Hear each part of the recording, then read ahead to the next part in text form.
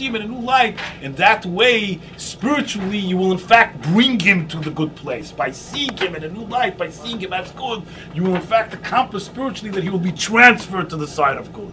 So this is, so to speak, messing with sin, because Reb Nachman is refusing to accept that the Rasha, that the evildoer is just a Rasha. He's refusing to accept that the wicked man is just a wicked man. However, he's really messing with the status of the sinner rather than messing with the sin. I would describe it as a relatively mild attack. You know, he doesn't really do anything to mitigate the sin itself. Doesn't say anything to mitigate the sin himself. He just says, this man who committed all his sins are very bad. But ultimately, we can still include it in the category, I think, of loving the sinner while hating the sin. Even if we hate this man's sin, we can still judge the man favorably. We can judge the man favorably because we can say, look, he must have done some good things, and therefore let's put him to the side of merit, and let's in that way redeem his soul and count his soul among the righteous, because ultimately he must have some good in him. The sin perhaps gets erased in the final reckoning. Where when we judge whether this man is to be considered, whether he is to be judged evil or good, we're not looking at the sin anymore. But the approach is by means of looking at the good in the individual. That's the approach. So I would consider it somewhat mild. I don't find it so heavy. I don't find it so heavy. It's it's love. You can still hate the sin, but love the sinner. No? No, but how could you turn it around? How could it become a tzaddik in a second? So you focus. I understand, and you're right. That's magic. You're saying that Daddy says it's magic. Everything else doesn't matter. You're right. You're right that at the end it comes out like that. I can't dispute that. But the approach. I think he means practically. It sounds like he says by dint of the thought, the person will practically be changed. No, he can't mean that, because he means that. What do you mean practically? I mean, it has to be a mystical thing. He might actually, he will do tshuva because you thought of him in that light. Yeah, so it's a mystical thing. Doesn't it come from the No, that he'll do tshuva. You mean that he'll do tshuva? It's like being mispalel. It's not come from the concept. It's like being mispalel for being misgabran.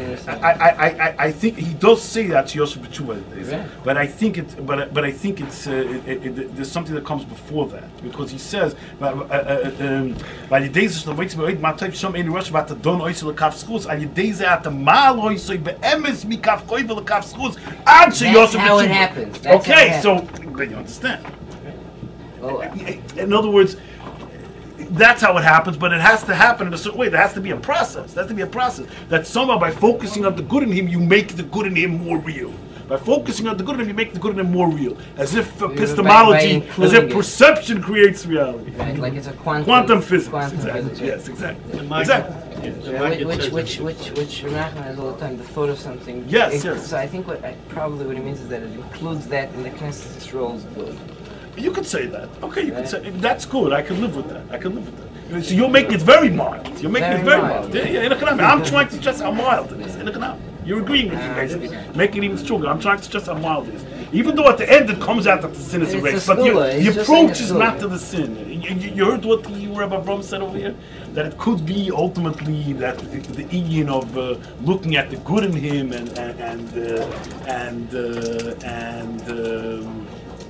it could be that looking at the good in him and focusing on that, it uplifts him in a way that the good is the Yiddish in the Kuda.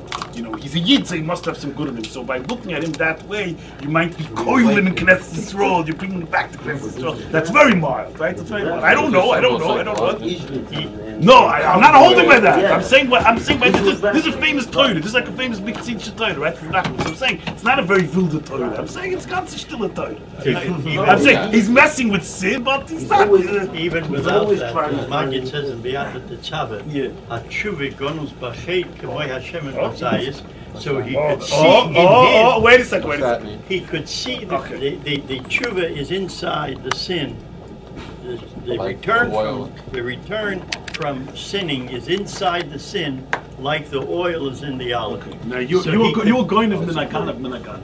Because that's the third thing I have written down there, which I was going to say B'Shem you, because you told me that. That's from the Maggid. I thought that's from the Neshchiza. It was in the Neshchiza Sefer, the Malakid. In Hachassidus, he writes the Neshchiza, but when I bought the Sefer, it turns out that the Maggid. It's from the Maggid, I hear. So but what he could see in that is that listen, I want to get to that. I appreciate what you're saying, and I was going to give you credit for that. In my opinion, that's the Sach wilder than anything we said up till now. I'm trying to go Madregas. I'm trying to go Madregas. I appreciate that. I was going to quote you on that. I want to say about Reb Nachman, to make it Wild, to bring it back to Wild. It's almost like a setup. Here you have this thing, you have this B'Shoigig, and Hakadosh Baruch Hu Mizdam B'Nikecha, this guy. So that's L'Chova. Here you have two Chatoim, you have two Grabbe over here. You have one who's big chet is a chet, one who's big chet is like he's a big judge of people. You bring them together, his guy judges the person, this guy, the Grab is Avari, and he judges him. He reverses his judgment. Look what comes out, it's the opposite of the Zdam L'Punegecha. It's quite geschmack with this. It's like each one is Masak and the other one. It's geschmack with this. And each one is Masak and the other one. It's a setup. It's a setup. Weiter setup. But so now let's try to go a little further. Now there's a famous shtickle from the Baal Shem Tov, but the Baal Shem Tov said that a person could be ma'oided himself to tshuva, thinking about the fact, the Chazdei Hashem, that even in that moment, the loving kindness of God, that even in that moment, while he was committing the sin, even at that moment, while he was committing the sin, the Eibishter was being mechayin, that God was giving him life, giving him the vitality, and enabling him to commit the sin. While his hand was moving to commit the sin, that was divine energy that God was sending down in his loving kindness, enabling that person, giving that person the energy every second to commit that sin. If you're doing an Avera, you may as well do it Lishma also, that kind of thing. We'll get to that. But Baal Shem Tov said that's a well-known statement from Baal Shem Tov. So that I think is pushing it a little further.